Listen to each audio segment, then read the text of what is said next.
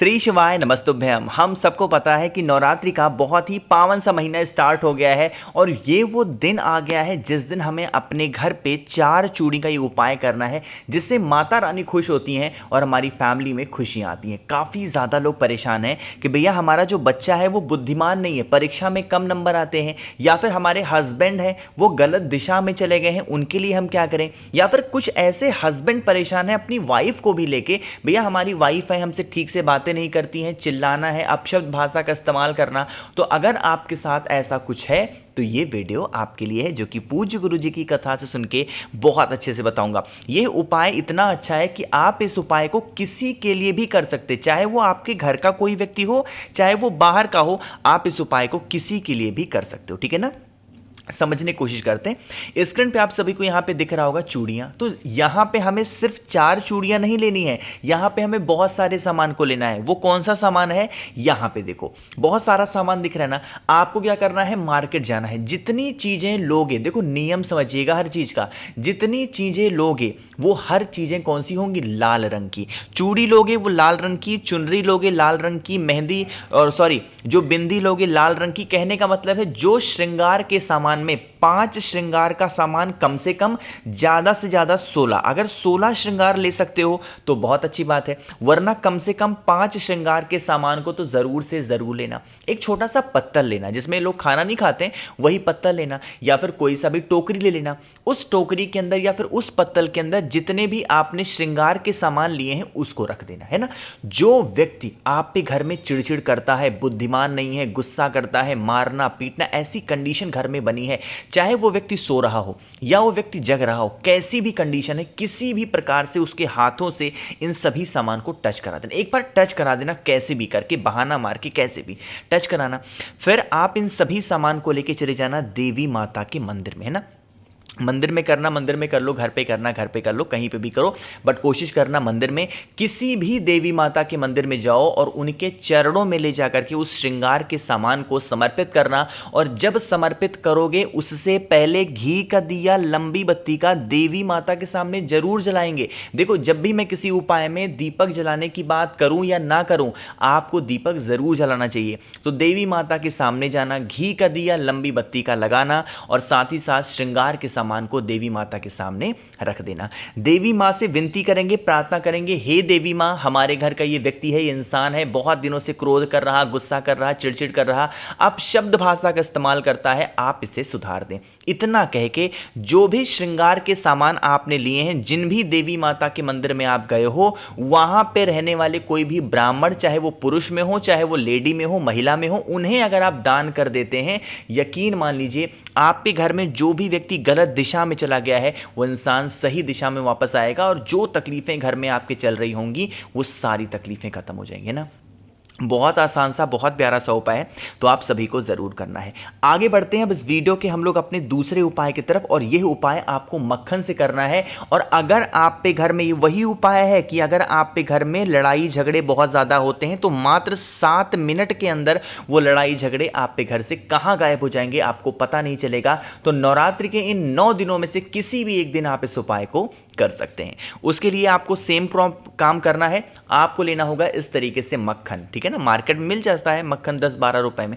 मक्खन लेंगे, मक्खन लेने के साथ में हमें जरूरत पड़ती है शहद की। ठीक है ना, देखो लड़ाई खत्म करना है, क्या लेना है, मिठास लाना है घर में, तो मिठास के लिए क्या लोगे, शहद लेना। ठीक है ना, शहद लेने के साथ में एक तांबे का लोटा भी लीजिएगा और उसके अंदर जल भरना। इस जल के अंदर कुछ भी आपको नहीं डालना और सीधा लेके पहुंच जाना है कहां पे, महादेव के शिवलिंग के पास में। मैंने एक बार नहीं हजारों बार बता रखा है, महादेव का पूरा परिवार शिवलिंग के ऊपर ही विराजमान है। अरे समझाया है कि नहीं समझाया है ना।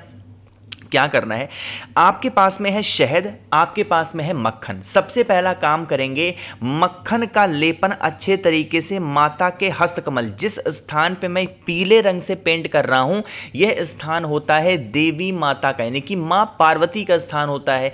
इन्हीं के स्थान पे सबसे पहले क्या करेंगे, मक्खन का लेपन, जितना लाए हो उन सभी मक्खन का लेपन आपको माता के हस्तकमल पे करना।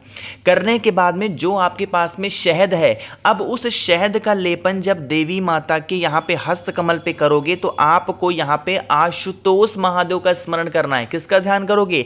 आशुतोष महादेव का ध्यान करते हुए साथ ही साथ उस व्यक्ति का नाम और गोत्र बोलेंगे जो व्यक्ति घर में आप पे क्रोध कर रहा, गुस्सा कर रहा, लड़ाई कर रहा, झगड़ा कर रहा, जिसकी वजह से पूरा परिवार, पूरी फैमिली आपके डिस्टर्ब चल रही है, उसका स्मरण करेंगे, नाम और गोत्र बोलेंगे। और फिर जो मैंने आप सभी को तांबे के लोटे में जल दिखाया वो महादेव के शिवलिंग के ऊपर समर्पित नहीं करना, बल्कि कहां पे चढ़ाओगे?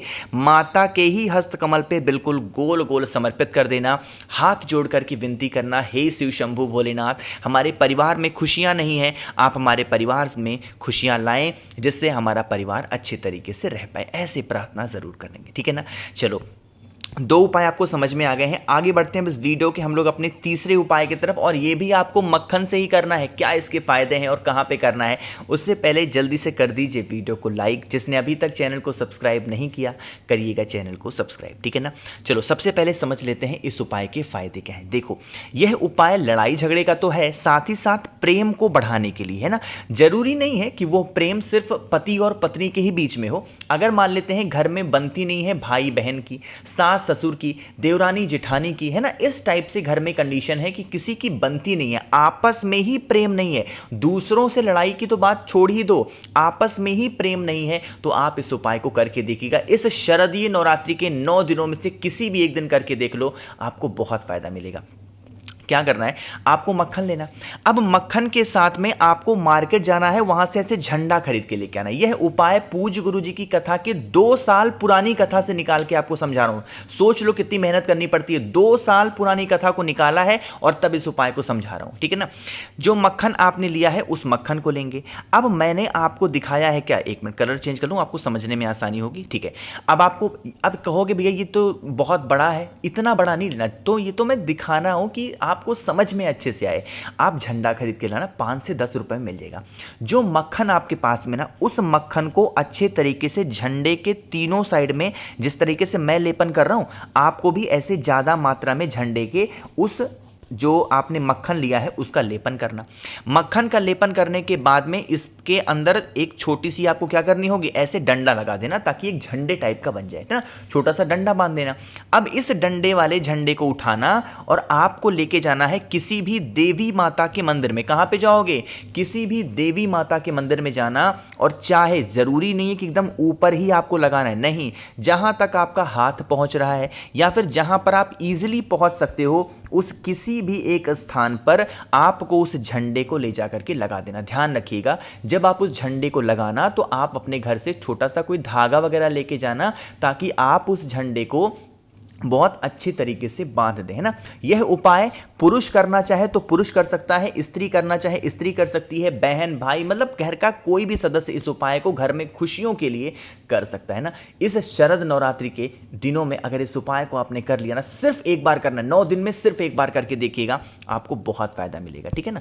चलो, तो 3 उपाय की बात हमने समझ ली है। एक आखिरी उपाय की बात करते हैं, जो कि यहाँ पे कमल गट्टे की माला दिख रही है। मार्केट में ये माला आपको 200 से 250 मिलेगी, बिना दीमक लगे हुए, बिना खराब किए हुए, है ना। सस्ते में तो आपको 100 रुपए में मिल जाएगी, उसमें दीमक लगेंगे, है ना। अगर ये माला आपको चाहिए, मैं आपको 7 मुखी रुद्राक्ष के साथ में फ्री में ये माला दे रहा हूं, प्लस 5 मुखी रुद्राक्ष दे रहा हूं, लेकिन उसके लिए 7 मुखी रुद्राक्ष आपको लेना है। अगर आपको चाहिए 9005643345 इस पे मैसेज करिएगा, मैं आपको सब कुछ फ्री में दूंगा 7 मुखी रुद्राक्ष लेने के बाद में, ठीक है ना।